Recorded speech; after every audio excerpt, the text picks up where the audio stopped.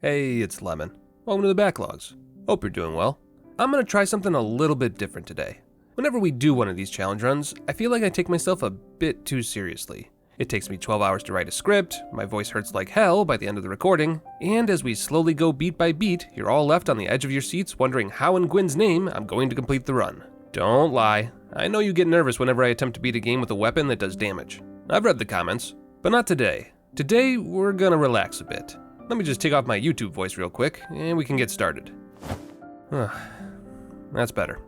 Hi there, good to finally meet you. So, can you beat Dark Souls 1 with only bows? Yeah, now let's talk about the best way to do it. First things first, we have to pick the Hunter class, since that's the only class that starts with a bow, and from there, our adventure begins. The 30 arrows the game gives you at the start are more than enough to get you through the Asylum Demon, so just take your time and start to get used to the idea of staying out of enemy range. The sooner you learn how to do that, the sooner you can turn this game into your own personal playground. The nice thing about the bow-only run is that the leveling up process is nice and simple. The only stats you need to worry about are Vitality, Endurance, and Dexterity. Everything else is unnecessary. Now, for those of you typing up a storm down there in the comments about how faith and strength are also important, I've got two things to say. First off, go ahead and finish that comment and give me that video engagement. Appreciate that, bud. But secondly, slow your roll, my dude. You're jumping ahead. We're gonna get there, but I promise, by the time this video is done, you'll understand why you wasted your time pumping into anything other than dexterity. Alright, let's talk about your options. Doing damage with a bow comes in two parts, your arrows and your bow. First, let's talk about your arrows. Each type has its own damage, range, and cost. We won't go arrow by arrow, but I've got a nice simple chart here for you to pause on if you're curious. Long story short, wooden arrows are super cheap and good for getting rid of mobs, while the large arrows are the ones you're probably going to want to use on bosses. The male undead merchant will gladly sell you the three basic types, wooden, standard, and large, and if I'm being completely honest, that's really all you need for the run. There are elemental types, and we'll talk about them a bit later, but if you want to keep it easy peasy, just use your basic 3 arrows. Alright, bow mechanics. You can hold 2 types of ammo in your quiver, you can go into first person mode if you press the left bumper, and you can zoom the reticle if you press on the D-pad, which I did not know for the longest time. Headshots are absolutely a thing, and do more damage, but I'm going to tell you right now that this probably won't be something you do very often. Because not only is the aiming reticle inaccurate, it's just easier to keep track of what's going on by using the lock-on system. And while it's a bit janky with some of the enemy models, and will cause you to miss here and there, it's just the easier way to go 8 times out of 10. As a bow user, your natural enemy is shields. If an enemy has a shield, it's probably just easier to ignore them or to let them de-aggro before you go back for another shot. Thankfully, you can knock an arrow and hold it, so if you're feeling brave, you can force an enemy to drop its guard and sneak in a shot, but if an enemy can turtle, like the spearman, then you're out of luck. And last but definitely least, weapon buffs. You can't use them on bows, so just go ahead and knock that idea right out your head. As we said earlier, so long as you practice social distancing, the first few bosses shouldn't give you any trouble. Doubly so now that you've got large arrows in your back pocket. So just take your time and enjoy turning the bosses into pincushions. However, at this point in the run, you're probably starting to notice a bit of a damage drop-off. But don't panic, we've got multiple solutions. The first and most obvious solution is to upgrade your bow.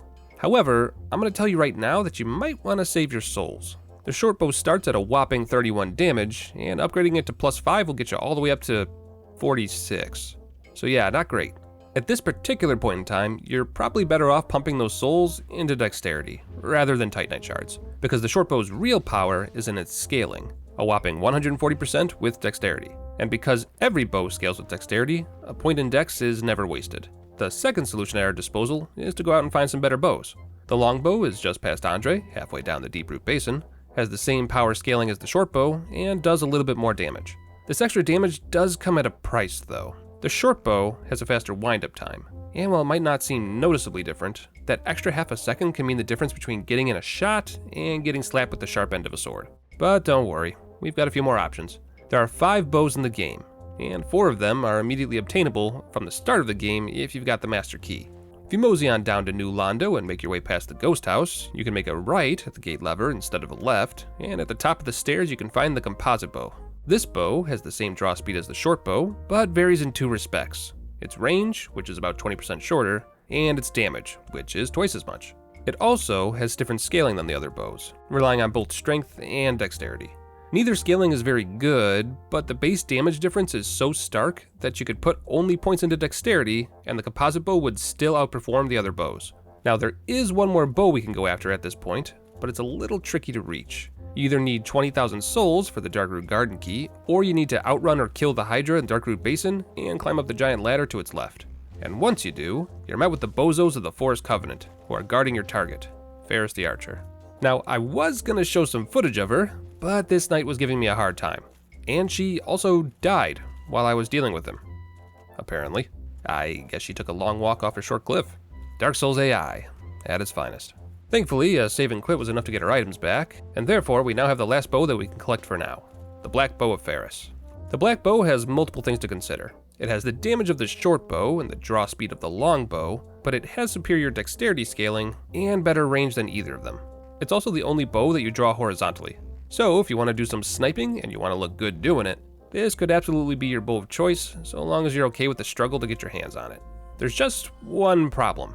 The composite bow's damage outperforms this one too. Better scaling be damned.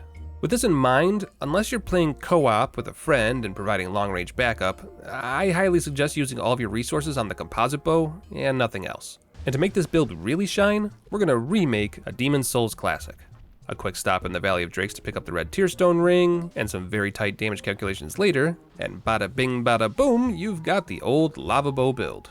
Or as close as we can get today. For those that don't know, Demon's Souls had a long-range bow that did great damage, had huge range, and could melt every single boss in the game if you combined it with the Demon's Souls equivalents of the red Tearstone ring and Morian Blade. Basically took your damage into the stratosphere, and because Demon's Souls AI was terrible, the enemies couldn't handle the long-range assaults. Super silly build. Glad we got to reproduce it today. Well, sort of. If we wanted to see the same beastly numbers in Dark Souls 1, we'd have to add Power Within to this build. But, as the comment section is so quick to point out, using pyromancy in a bow-only challenge is against the rules. Party poopers, the lot of ya. But with pretty minimal effort, we've more or less got our build set up and ready for the rest of the game. From this point, it's a matter of collecting any rings you might want for your build, and any armor that suits your taste. Your bow is strong enough to power through most enemies normally, and incredibly good at killing enemies if you're willing to sit in the red Tearstone range. Completely unnecessary, mind you, but it is good fun killing enemies with a single hit before they can even react to your presence. At this point in the run, aside from plinking down all the optional bosses around you, I'd recommend going after the Wolf Ring in Darkroot Garden. It gives you some amazing poise, and if you combine it with some medium or heavy armor, you'll never have to worry about enemies breaking you out of your animations, which means no lost shots. There's also the Grass Crest Shield, which will give you some extra stamina for running quickly around the map, and the Havel Ring is an easy grab if you want a fast roll while boosting your defense with heavier armor. You could even go after the Fat Ring if it floats your boat. Fun fact, shooting Lautrec in the head makes him instantly aggro, even if he hasn't started muttering his aggro dialogue yet. He's also really annoying to fight with a bow, so maybe just kick him off a cliff instead of trying to fight him honorably. Do what you want, I'm not your dad. The only real road bump for this build up to this point could be the Capra Demon, but it's an easy fight so long as you think ahead.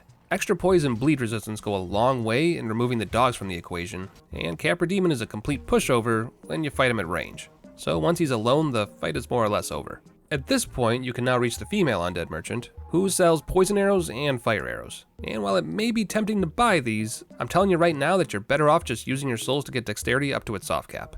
Elemental damage in Dark Souls 1 is... how do I put this gently? Oh, I know. It's fucking terrible, and I wish it didn't exist. Oh sure, there's a few enemies that might be worth the 100 souls it costs per elemental arrow, like the oozes down in the depths, but considering the fact that it's a single enemy type that doesn't appear anywhere else, I just don't think it balances out. Now, a few diehard elemental fans will tell you that the elemental arrows are supposed to be used with an elemental bow, and they're not wrong. Without going too deep into the math, a fire-infused bow will do more damage if you use fire arrows alongside it.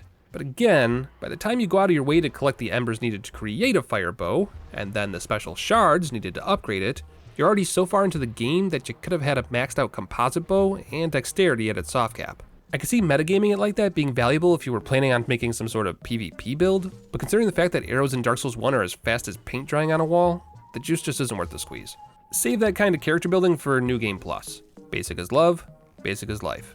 And with us now able to farm leeches down in Blighttown, we can officially get our bow up to +10, and take on another boss that's incredibly easy to cheese with ranged attacks. It's a well-known fact, but if you shoot Quelaag in her human parts, she'll stagger. And if you're patient and slightly delay your attacks, you can get her stuck in a bit of a loop.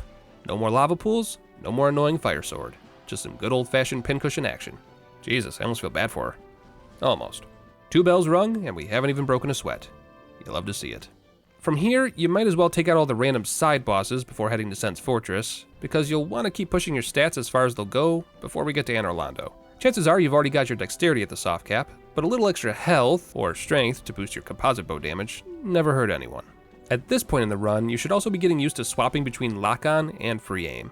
Knowing when to use one over the other isn't absolutely crucial, but it can certainly make the ride a bit smoother, and someone as good looking as you deserves a smooth ride.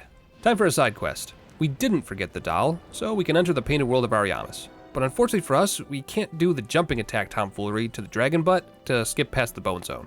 And nobody likes the bone zone. And if you do, you're just objectively wrong. But fret not, little boy or girl. We've got two solutions. The first is that we can take the second entrance to the bone zone, which lets you plink down all the skeleton wheels one at a time. And the second is that we can do some hitbox shenanigans. If you don't even want to look at a bone wheel, just slowly walk off this ledge here, turn around, then run to your right and roll on the way down. And thanks to some terrible collision boxes, there you go. Bone zone skipped. Hell, you don't even have to waste arrows on the dragon if you don't wanna. Which brings us to Priscilla. And while that initial arrow gets immediately despawned, any future arrows will not, which makes it very easy to keep track of her. Of course, it also only takes 3 arrows to knock her out of invisibility, so the floating arrow technique isn't really needed. But hey, might help someone. You never know. Which brings us to the halfway point of the run. Time to separate the wheat from the chaff. Nah, just kidding. This boss is a complete pushover. Not even worth talking about. Because you can hold your shots and quickly swap between targets, keeping an eye on both bosses and staying out of harm's way is extremely easy. Personally, I prefer to kill Smo first, because I like to use the Leo ring whenever possible, but your damage will be good enough for the rest of the run that it's just a cherry on top of the cake. So if you like killing Ornstein first, don't let me tell you what to do. That said, having Ornstein as the second phase boss is a lot easier when you use a ranged build, because Ornstein's AI simply can't handle ranged combat. All he does is launch bolt after lightning bolt at you. So unless you're asleep at the wheel, this fight is pretty much in the bag once you reach phase 2. But now to collect the 5th and final bow in the game. All we gotta do is destroy a priceless piece of art, turn off the lights in Anor Londo, and trespass into God's tomb. For Gwendolyn, you can try to have a ranged battle to avoid running down the hallway, but I found that to be more annoying. Better to just get it over with in my humble opinion. And with Gwendolyn's soul now in our possession, we can now turn any +10 bow into the Darkmoon bow. This weapon is an odd one. It scales with strength, dex, and faith, albeit terribly, and does both physical and magical damage. And it's right about here where you think I'd be telling you how good it is and how you're an idiot for not dumping into faith. But no, not the case. Even with maxed out stats, the Darkmoon bow underperforms. So not only would you need to put points into a stat that's completely useless for the rest of your build, but you'd also have to hunt down Titanite demons to upgrade it and buy Moonlight arrows for 500 souls a pop to get the most out of it. But that's just Dark Souls for you. Not all weapons are created equal. And unless you're making a cleric build and want a ranged weapon to supplement your miracles, I just don't see where this weapon fits. I use the little known punch attack that all bows have if you wield them in one hand to escape jail, because Dark Souls hates ranged builds and doesn't let you shoot through bars, and then just play the game like normal. Personally, I like to start with Seath, because he's slow and the size of 2 barns put together. I'm not even aiming at this point. Easy game for babies. 1 Lord Soul collected. After Seath, I recommend heading into Lost Izalith, as we can really round out our build with all the souls we're about to get from the boss gauntlet. The Fire Sage could be easily cheesed if you get him stuck on some roots, so no worries there. And if you hang a right when you enter the Centipede Demon's boss arena, you can find a nice large area to plink away from. In fact, if you target a specific limb, you can even ramp up the difficulty of the fight. If you do enough damage to a limb, it'll separate from the centipede's body and come crawling after you while the centipede demon itself gains some ranged fireball attacks. Kill the limb though, and you'll get the orange charred ring early, which means the entire arena is now your playground. And it's a big playground. Just another big and slow boss. Nothing to write home about. Which just leaves the Bed of Chaos. With enough arrows, you can take out the bed's limbs safely from long range, since you only need 1 hit for them to break. Now we just need to... Fuck this game. Just do the same thing from the other side, this time avoiding the giant death pits sprinkled around the map, and then you can just wiggle worm your way inside the bed itself and get that very satisfying headshot. Fighting Sif is easier than ever, since she can't actually get away from your damage, and with the Artorias ring now acquired, it's just a matter of sprinting through the ghost house again, getting the very large ember for some extra firepower, and then getting cut down by the 4 kings. Wait, so the 4 kings are actually a bit of a brick wall due to their massive health pool.